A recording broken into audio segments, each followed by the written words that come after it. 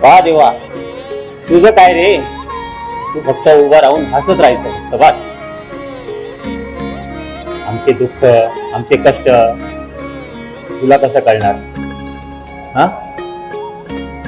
नैवेद्य आणून द्यायचा तुला, पंचपक्वान आणून द्यायचे, हा, दही दूध भात सगळं द्यायचं, आणि तेही आम्ही आमच्या हाताने भरवायचं. तुला भरायचं, तुला खाऊ घालायचं, तरी तू खात नाही, आणि एकीकडं भुकेल्याला जेवण मिळत नाही. आणि देवा मला सांग, आज लहानपणापासून मला ज्या वेळेस समजत नव्हतं तेव्हापासून मी तुझी भक्ती करतो ना, आपण एकमेकांशी बोलतो, मग काय रे देवा, तुला माझे दुःख नाही कळत का रे? हा, अरे रात्रंदिवस कष्ट करायचं, याचं ऐकायचं त्याचं ऐकायचं, बायकोचं ऐकायचं, पोरासोरांचं ऐकायचं. अरे बाबा, हा संसाराचा गाडा विटेवर उभं राहण्यासारखं सोपं नाही रे. जरा खाली येऊन बघ. हा, कधी कळणार रे तुला माझी व्यथा?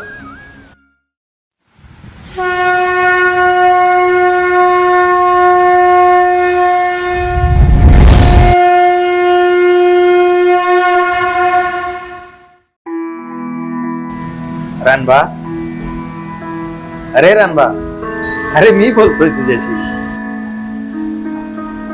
देवा, अरे 28 युगापासून मी इथं उभा आहे. प्रत्येक जण येतो, आपलं गारानं सांगतो, मी आपला गप गुमानपणे ऐकून घेतो शांतपणे. मी काय म्हणतो,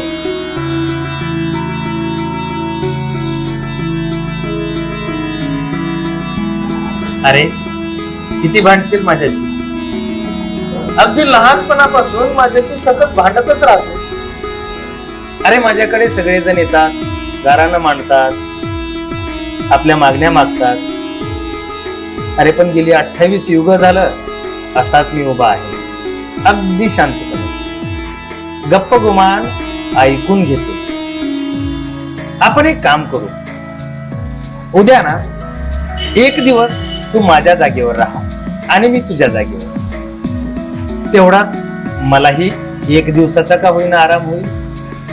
परंतु एक अट आहे, बोलायचं नाही, अगदी गप्प राहायचं. लोक कसं म्हणतात, गप्प गुमान ऐकून घ्यायचं देवासारखं. येशील ना मग सकाळी?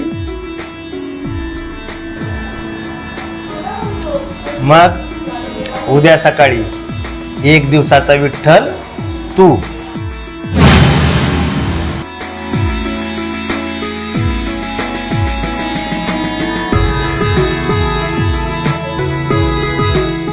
देवा पांडुरंगा, धन्य आहेस रे बाबा, धन्य आहेस.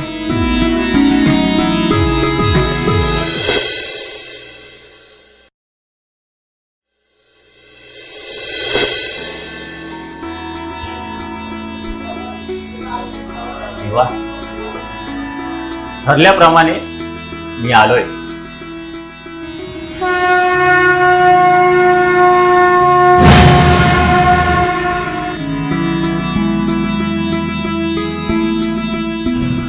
मग काय, एक दिवसाचे विठ्ठल. सांभाळा हा कारभार आता. येतो आम्ही फेरफटका मारून, परंतु नियम लक्षात आहे ना, बोलायचं नाही. तथास्तु.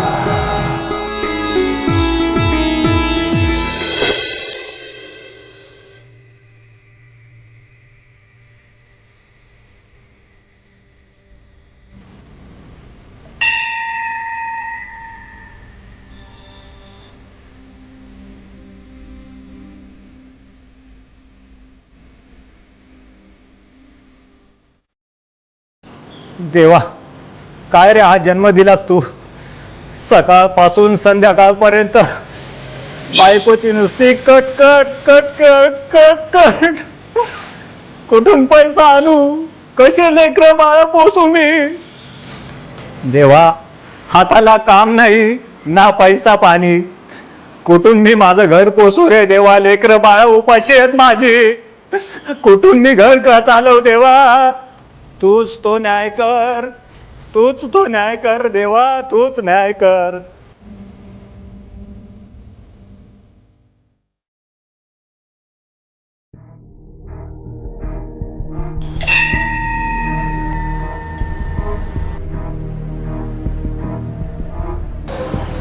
देवा पांडुरंगा, तुझ्या भक्ताला खूप शुकाट ठेव, खूप पैशावाला बनव.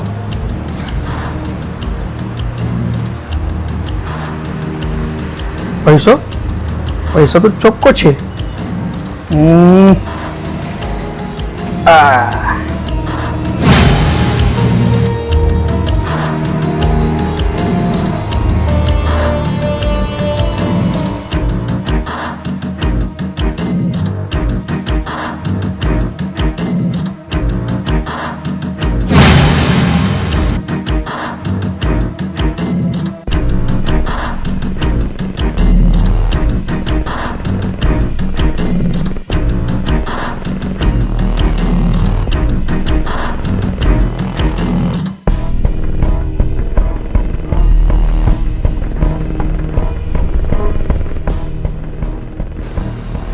पांडुरंगा, पावलास रे. खरंच खूप दयाळू आहेस तू. तुझी लीला कोणालाच समजू नाही शकत, कोणालाच नाही समजू शकत आहे. मी माझ्या लेकरांना आज खूप पोटभर अन्न खाऊ घालू शकेल देवा, खूप पोटभर अन्न खाऊ घालू शकेल. खूप खूप खूप धन्यवाद आहे देवा तुझे, खूप खूप धन्यवाद. तुझी लीला अपरंपार आहे देवा. तूच विठ्ठल, तूच पांडुरंग माऊली. पांडुरंग पांडुरंग.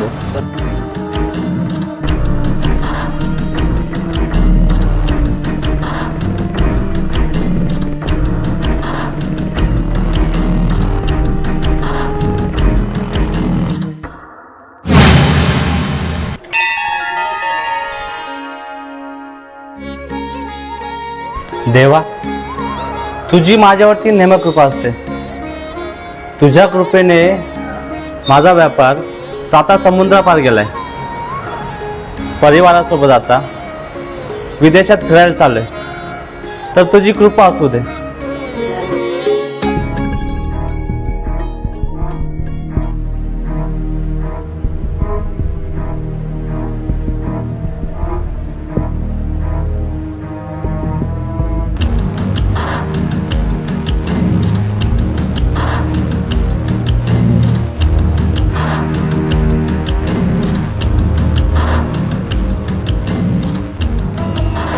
साहेब, माझ्यानंतर हाच माणूस आला इथे. पाकिट यालाच सापडले असणार. पकडा तुम्ही त्याला. हो, तुम्हाला तर पाकिट सापडलं का? पाकिट? हा, कसलं पाकिट? या साहेबांचं पाकिट हरवलंय. साहेब, इथं मी फक्त दर्शनासाठी आलोय. इथं कुणाचं पाकिट सापडलंय मला माहित नाही. यांचं असं म्हणणं नाही, त्याच्यानंतर तुम्हीच या ठिकाणी आलेले. साहेब, मी नेहमीप्रमाणे दर्शनाला आलोय. मला इथे कसले पाकिट सापडले नाही. मी परदेशात निघालोय. हे कसं थोट्यात माझ्या गळ्यात मारताय. मला आता वेळ नाही, मी निघतो. मी सांगतो ना, झटती घ्या यांची. यांच्याकडेच पाकिट सापडेल तुम्हाला. अहो साहेब, मी प्रामाणिकपणे बोलते. तुमच्या पाकिटाबद्दल मला काहीच माहित नाही. तुम्हाला पहिला आणि शेवटचं विचारतोय, यांचा बकेट जर तुमच्याकडे असेल तर माझ्याकडे जप्त करा. साहेब हा खोटं बोलते. पाकिट याच्याकडेच आहे. याला चौकीवर घ्या आणि माझे पैसे वसूल करून द्या. हे बघता,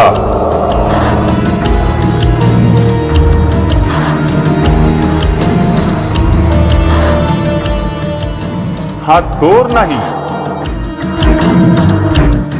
खरा चोर तर या मंदिराच्या तिसऱ्या गल्लीतील वडाच्या झाडा शेजारील झोपडीत राहतो.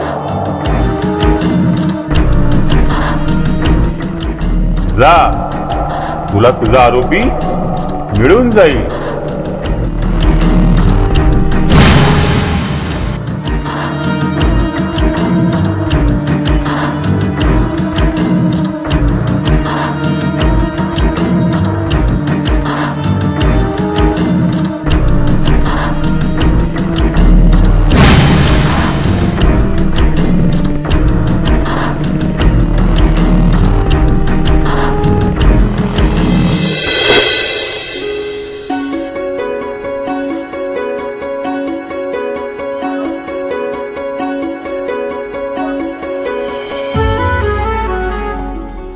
हे आहे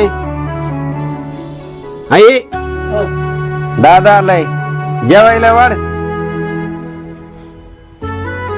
वाढू बेटा, वाढू जेवायला.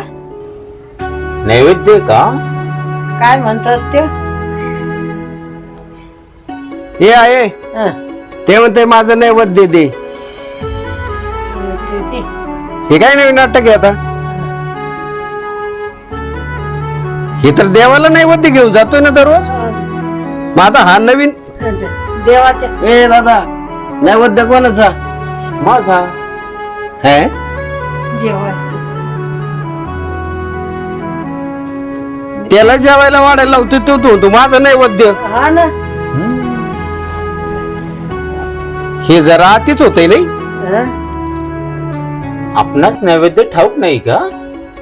हे आहे, मला तर वाटतं येड लागेल आता मला. ए बाबा, ए दादा, हे काय, कुठली भाषा? हं? नैवेद्य. नैवेद्य देवाच्या राहतो. आपलं तर जेवण राहतो. हा, आपलं जेवण असतं बाबा, हा. आपलं नैवेद्य नसतो. आपलं नैवेद्य नसतो. नैवेद्य देवाला दाखवायचा असतो. तू जातो ना देवाला दाखवायला. आता मी कोणाला दाखवायला पाहिजे? देवाला. म्हणजे हा, ते तरी ग्रहण करायला द्या मला. ग्रहण? शाईला आमच्या डोक्यालाच ग्रहण लावायचा वेळ आणलाय आता तू. हे आहे, हं. दे याला जेवायला. काय ते नैवेद्य म्हणतो, दे आता नैवेद्य. ठीक आहे, आज काही नाही, तू तर वारकरी आहे, तू तर घेणार आहे नाही. हा? माते, हं. थोडं जल आई मिळेल? आई आई आई आई. हा, माते म्हणले बरोबर आहे. आई, बरोबर आहे. हा? थोडं जल मिळेल? हे हस्त प्राक्षण करायचंय मला. मला वाटतं हे आई, तू सांभाळ याला. हं. मी जातो. कुठे चालले?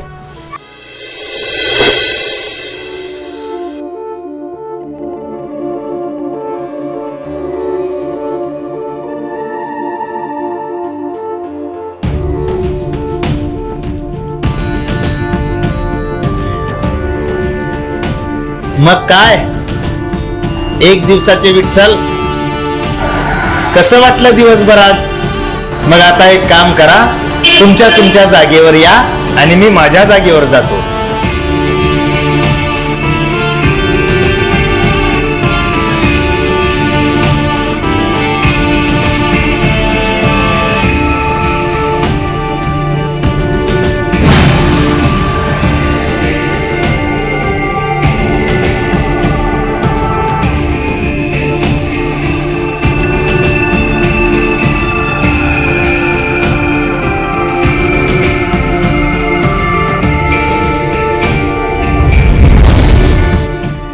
अनबा, उघडा डोळे आता. रानबा, आनंद घेतला एक दिवसाच्या विठ्ठलपणाचा? देवा, तुमच्या दरबारामध्ये एका व्यक्तीवर चोरीचा आळ आला होता. मी सत्याची बाजू घेतली आणि त्याला वाचवलं. देवा, मी चांगलं केलं ना रे. पण नियम सांगितला होता तो मोडला तुम्ही. नियम सांगितला होता बोलायचं नाही, बोललात. मी गप्प का राहतो त्याचं कारणही तेवढंच आहे. आता तुम्ही असं समजाल की मी खरं बोललो, परंतु सृष्टीची रचना जी केलेली असते, जे ठरवलेलं असतं, त्याच्या पाठीमागे काहीतरी कारण असतं. तुम्ही त्या ठरवलेल्या नियमात ढवळाढवळ केली, त्याचे दुष्परिणाम काय झाले ते पहा.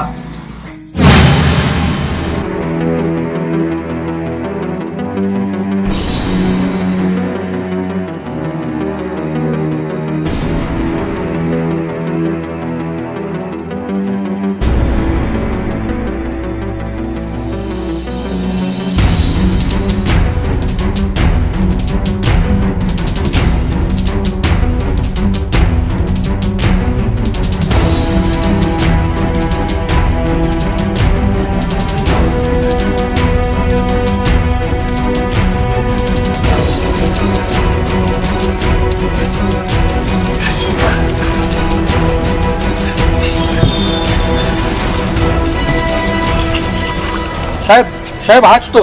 हेनेच माझे पाकिट उचललं असेल. कुठे आहे माझे पाकिट? पैसे कुठे आहे? काय रे, मंदिरात तूच गेला होता ना दर्शनाला? बोल पटकन, काय पाकिट सापडलं का तुला यांचं? नाही साहेब, मी नव्हतो. साहेब, पाकिटामध्ये पैसे बी होते. काय रे, पाकिटात पैसे होते का? नाही साहेब. हे बघ, एकदा सांगतो, मुकड्याने पैसे दे, नाही तर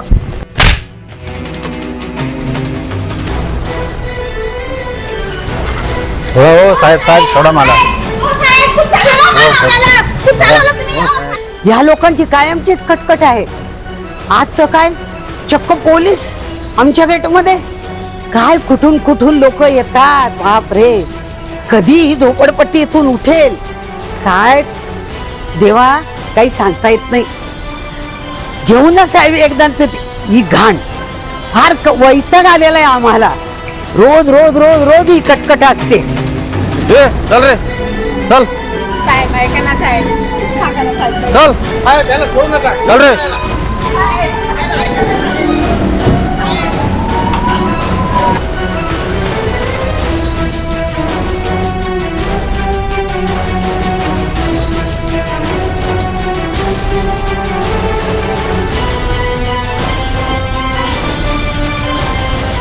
बघितलं, जर तो माणूस कारागृहात राहिला असता तर त्याचं कुटुंब वाचलं असतं. निरर्थक एका छोट्याशा चुकीमुळे 2 कुटुंब उद्ध्वस्त झाली रानबा.